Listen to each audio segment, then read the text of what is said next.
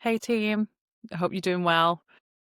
I don't know why I'm recording this today. I have just been in the kitchen and I just shot out the kitchen straight into here to record. I wasn't meant to record until the weekend, but something in me was urging me to record. Now, whether it's going to come out as intuition, I have no idea what I'm about to say. I am being pulled by something I can't explain. And it's definitely been stirring up this week. I've had a lot going on with exciting things happening in the family, and I'm in a women's group called Soul Dance. I had a beautiful masterclass on Tuesday. It's called Burn to Bloom. A lot's activating within me right now, and a lot is stirring up, and just finding I'm flowing with different emotions, and it is beautiful. It's beautiful. Now, I think what I'm trying to say today is what I've been feeling this week is around how we respond to life. And I think it's coming up for me because now I'm zoned out. Like if you listen to audio, you won't see me doing this, but I am zoned out right now looking at the grass. I don't know why I'm zoned out. One positive thing I want to share is I have come off my antidepressants. Now, for some of you who didn't know why I'm on them, I had Noah last year and was amazing. I love him to bits. And it wasn't until about January, February time I started to really feel not myself. I felt low. I felt negative. I just I was very pessimistic, and that's not like me. And it was my husband, Chris, that said, you're just not yourself and you're really flat and not, I see the blessings in things and I see the good and I look for the good. And I just was not myself. So I reached out for help. And there was a part of me, and I say a part of me that felt shame of going on to antidepressants. I felt like, well, I'm spiritual and I shouldn't be on those, and whatever the judgment around it was. But I knew in my heart, I knew in my soul, I needed something to help. I needed something to help me get back to a version of me that felt familiar. And where I was in January, February didn't feel familiar. An example, people who know me well know I adore Disney. Disney is I love Disney so much.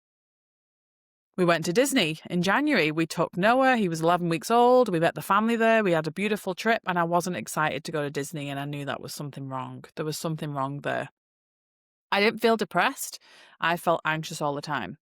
So I have been on antidepressants since February, and I've slowly been coming off them. I will share this because I think it's important to share. I tried to come off them in September, and I don't think I was coming off them in the right way. And I started to get some really severe side effects, brain zaps, severe headaches. Spoke to the doctor, and they gave me a better plan. And I've been off it now a week, and I've had no side effects. Like the odd headache, not intense brain zaps like I had. But there has been a part of me that has wanted to judge that, like, oh, I was on them for this long, and I've got the tools that I should have not been on them.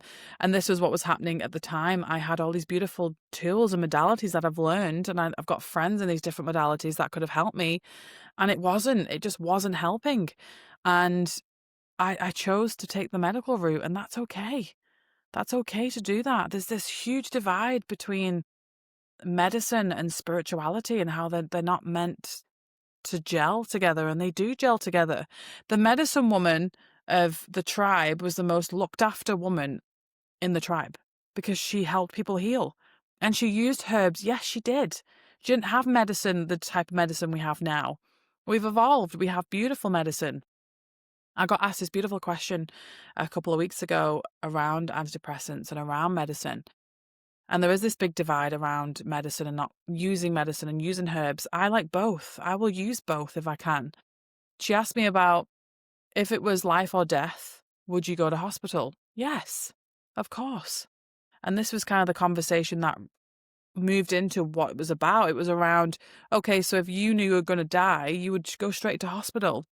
But if you were, wanted something that was not as extreme, like antidepressants or antibiotics or whatever it is, I'd still choose that because I know it's helping me. I know it's going to help me. And so that's where I know that medicine and spirituality have a place together. They exist together. And there is this divide around being spiritual and also trusting science, because science and spirituality, they marry up so well together because they exist together as they exist without each other. It's all a duality. It's all within, like the Tao says it, like everything is in perfect place. Everything's perfect. So I don't know why I'm coming on today. There was no specific topic. There was no specific, I need to talk about this today. I was just in the kitchen and I flew over here. Maybe someone's meant to hear this today. Maybe you're struggling with postnatal depression. Maybe you're in a place where you're about to have a baby, or you're a new mom, or you're not a new mom and you're still struggling with these things. You're still struggling with depression. Postnatal depression isn't just that one fit and then you have antidepressants. I know lots of people who are on antidepressants and they work wonders for people. I was told by a lot of people, be careful going on them. They're hard to get off. There's a lot of side effects. Are you sure you want to do it? And all this outside noise doesn't matter. If I'm choosing it for my body, that's what matters. And that's what will always matter. So I'm grateful for what they did for me. They helped me to connect back to something that was familiar for me, which was a version of me that was familiar. I know becoming a mum, you shift and change, but it was for me and it was what I needed in that moment. So I'm grateful for them. And coming off them now, I do feel better. I feel like I've got, for a moment, I feel like it gave me a rest. It gave me a break to figure out where's the next version of me and what that looks like in the months of like being a mother and a healer and a coach and all these different things that I'm doing and still studying and learning. But underneath all of this, and maybe this is why it's coming up, I I downloaded, meditated the calm codes. And I don't know why it came to me. It came to me last year when I had Noah, around the calmness and how your energy can affect baby's energy, and his nervous system starting to develop around me and how I show up in the world. And I've always been a calmer person, even though I'm chatty and bubbly. And it wasn't until my midwife said it and a few other people said it, "Are you really calm for a first time mom?" And that's what I wanted to be for my son. Calm. If he's not having a great night and he needs cuddles, calm, not stressed, calm. So every time I had an opportunity, I'd choose calm. And then that started to bleed out to my outer world, my marriage, my stepkids, my parents, my friends. I was like, I want to respond to life with calmness. I want to respond to life and not react to life. And that is about bringing calm and peace into our life. And that's what I teach in the calm codes, is that all of us are so on the rush, rush, rush all the time, and there's so much stress happening in our inner world and outer world, and that's the silent killer. Stress is the silent killer. So I think for me, it was around choosing calm where I can in all opportunities and experiences. And I think also with calm codes is that it is expanding. I can't talk about it right now, but it is expanding to exciting things happening with it. I'm teaching it one-to-one. It's now a group coaching program called Pause with Pippa. I think that sounds really cool. Pause with Pippa. And I bring calm codes into Pause with Pippa as well. So it's more of a group-centered focus with a group of us, because we all love community. We want tribe to feel belonging, and it is good to have that. Okay, so what else is coming up to talk to you today about? Yesterday, traveling home from New Plymouth, we've been to pick up a new RV for our family to do some travels around New Zealand. Really, really awesome. We stopped at this beautiful place right before Awakino Gorge. We stopped to just make some quick lunch in the RV and a quick pit stop. And it was just this kind of where Awakino Gorge starts. And it was this little valley, and there was just fields and mountains, and it was just beautiful. And there were some signs up about early settlers of the Maori that were settled there. And I was reading this sign, I was looking beyond at the field, and I could just envision like how they lived, and they found tools there, and they found things that were there to kind of say that they settled, and the different tribes were there existing together. And I had all this information just hit me like boom. And it was, I don't know why this happened, but it was around time and how now we live in time constraint life. Like we literally live by the clock all the time. And I think that's what adds to our stress, is that we're constantly like time all the time. Where back then, and this was 500 years ago, but I'm talking thousands of years ago, they didn't know what time was. They were so in rhythm with the sun, the moon, nature. That's how they flowed with life. We've lost touch with that completely lost touch with it. We are now so squeezed in by time and appointments. And I said to my client this morning, I wish you could just turn up whenever and be like, I fancy coming and seeing you today, Pip. Is that okay? Yeah, brilliant. Because I don't know what 9:30 is. I don't know what 10:30 is. I don't even know what the time is. But the key is, how can we bring elements of that into our life now? And I think that's the key point is, yes, we're living in different times now. I see the clock here, it's 12:30. So I know that I'm recording right now. It's 10 minutes in. I know that I'm 35. I know my birthday. I know the year I was born. They didn't know that. They didn't know that. They were so just not even, it wasn't even in their consciousness. Nothing with us, it's different. We have it within us. It's around us all the time. So we don't know any different. But we do know in history how they lived. And how can we bring that into our life right now? How can you have a day or an hour or 2 hours, again, using time? How can we have a part of our day? Let's use part. How can we have a part of our day, a part of our, and even using day is time. I'm trying to word it. You get what I mean? How do we find moments in our life where we can connect to the rhythm of nature, to the sun, how the sun moves through the sky, the moon cycle? What moon is it? Is it a full moon, new moon? Is it waxing, waning, whatever type of moon it is? Women would cycle up with the moon for their cycles. We have lost touch with that. So how do we get back in touch with it to bring that calmness into our life? And that's where we make it simple, is take those moments where you can to connect with those things.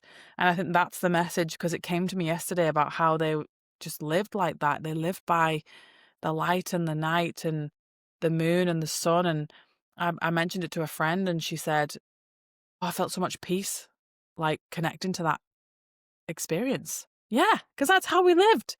That's how our ancestors lived. And part of us wants to live like that still, but we can't, because that's not how we live right now. We can't live like we were 1,000 years ago. It's not possible. But we can have moments of that now, moments that we find. A beautiful session a couple of weeks ago with a client, she was really wanting more silence in her life. So I said, okay, we'll find silence. Find some time this weekend to have some silence. So she did. And it was so amazing for her to have that little bit of silence to herself. I've had this before where clients have gone into nature and they've just not taken phones and non-outside world, found a real like deep bush if you can, like New Zealand has lots of deep bush, and they just gone and just sat in nature in silence by themselves. Yeah, you've got your thoughts. You might have some people walking past you, really, but that's the silence that we connect to. And we need that. We need that in our life at times, because our life is so chaotic. And with that chaos, the calm tries to creep in and it finds it hard, but we have to connect to calm where we can every day. So where can you invite more calm into your life? It is known, whatever you prioritize in your brain will prioritize that in life. So if you know calmness is something you want to invite into your life, you will start to see calm as opportunities and experiences. It's like when you get a new car and all you see on the road is your car. It's your brain just seeing that all the time because it prioritizes that in your brain. It's your brain. Prioritizing calm in your life. Calm is a top value for me, to always be calm wherever I can. And that's not going to be 24/7. Come on. You know, we came here to experience being a human, and human comes with forms of emotions and different ups and downs. But yes, can I be calm wherever I choose? So I think that's the message of what I saw yesterday and what I was experiencing is, my parents are here, and seeing them in a different light every time they're here, because I do so much growth in that time, and seeing them differently and seeing their behaviors and what they say and what they do, and none of it's right or wrong, but it's just interesting to observe it from my perspective. So if you can take anything from this episode, I would say as a key takeaway, where can you choose more calm in your life? Because when we choose chaos, it's feeding our ego. Our ego wants chaos, wants drama, wants all that negative stuff. Our spiritual soul, our higher self, our core self, however you connect to that, wants calm, peace, love, all those higher emotions, all those higher, like on the emotional scale. So I choose calm. I am calm. What you say after those words, I am, is very important. So I am calm. See? Calm. Even the word calm, what it invites, like just think of calm. What does calm mean to you? Have you ever had calm in your life? You may have had a very chaotic, stressful childhood. How does calm look like to you now? You get to choose calm. It's your birthright to choose calm. You get to choose whatever you want to do in life. So That's my key takeaway today is choosing calm in your life and seeing the things that you invite into your life. If you know that stress is, I'm always stressed, I'm always stressed, you're going to find more things to be stressed about. I'm always calm. I am calm. You're going to find more opportunities to be calm. I'm going to leave you with that right now. I was definitely drawn to come over here to record, so I hope it has landed wherever you're listening or watching. Please send me any key takeaways or anything that comes up when you listen to my voice and my words. And if this does resonate, let me know. Leave a review, because leaving those reviews, even though it takes a little bit of time, it means so much to me. It really does. I love reading the words that people leave me as a review or feedback. If it isn't, if it's a negative feedback, it's okay to share that too, because I'm not bound by negative or positive feedback. It's all okay. It's your opinion, and it means something to you. How can I make this show better? How can I make this podcast better? Means something to me. It means for me. So leave any words of wisdom for me, because again, when we think of time, no matter what rating this podcast is, it's just a number. Some of you love me, some of you may not love me, and that's okay. We find the people who resonate most with where we are in our life. Maybe I'm meant to come into your life in a few years' time, or next week, or in a couple of months. Maybe I've already been in your life and it's time to move on. I'm okay with that, because I'm calm in that. So leaving a review is really helpful for me. I really am grateful for any words that you send. Sharing this on social media, tagging me really helps too. Sending it to a friend, a family member who needs to hear these words, and let me know what resonated. I really appreciate it. And I appreciate you.